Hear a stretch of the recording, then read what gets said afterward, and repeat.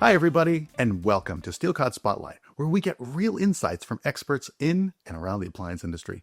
Today, we're joined by Melissa Eboli. Melissa is a senior area sales manager with GE Appliances and a chef. Melissa, thank you for joining us. Thank you so much for having me here today. I'm super excited. We're so glad to have you.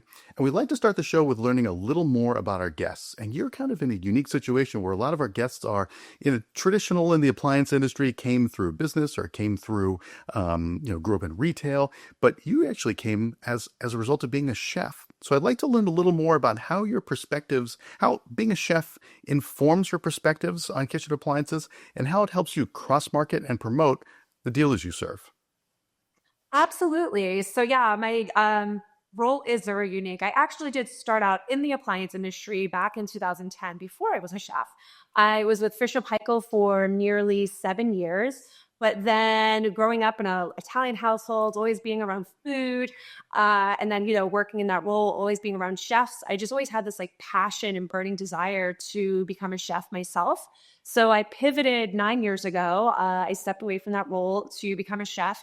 And I then ended up launching a business with a very loose business plan where I did many dinner parties, catered events, but then I still kept in touch with my appliance industry roots. So then I was a chef for a couple of different manufacturers, doing demos inside of retail stores and at industry events.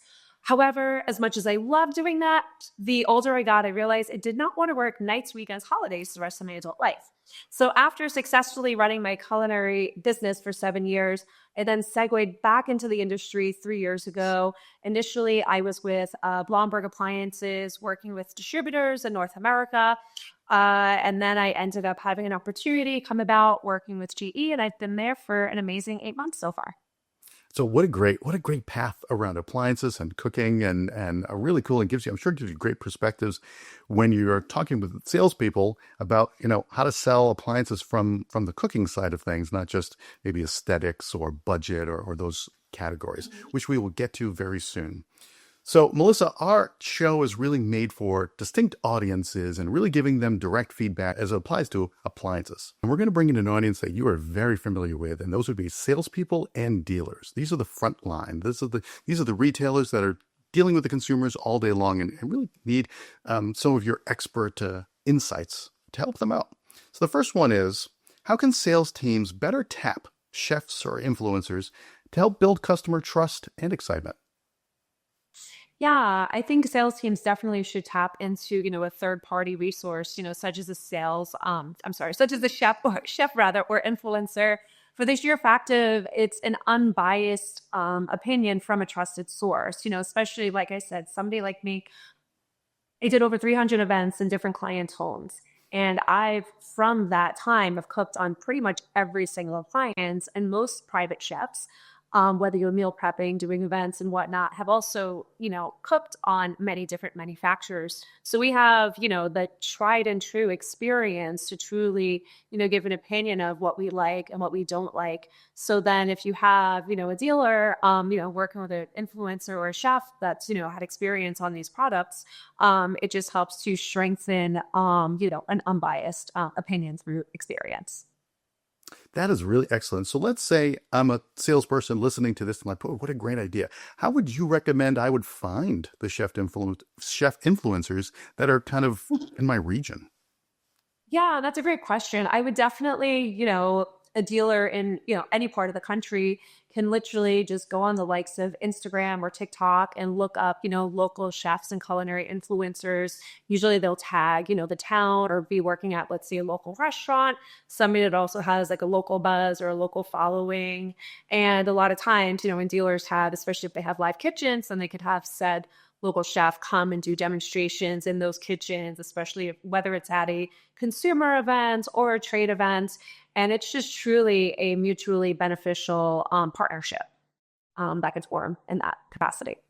That was a great idea that you just said that it might not necessarily be a influencer that's strictly online. It could be someone who is actively working at a local restaurant. So they could see that kind of business synergy between the two locations. What a great idea. That's something that I'm hoping a lot of people jump onto. So another Me- question, and I like this question for you as well. is that, salespeople need to ask qualifying questions to consumers. So what's some examples of qualifying questions that you recommend salespeople ask to prospective customers to get them in the right direction as they make decisions for their kitchen? Absolutely. And this is actually also one of my favorite questions. So I always like when they ask, what do you cook? What do you like to cook? And how do you like to cook it?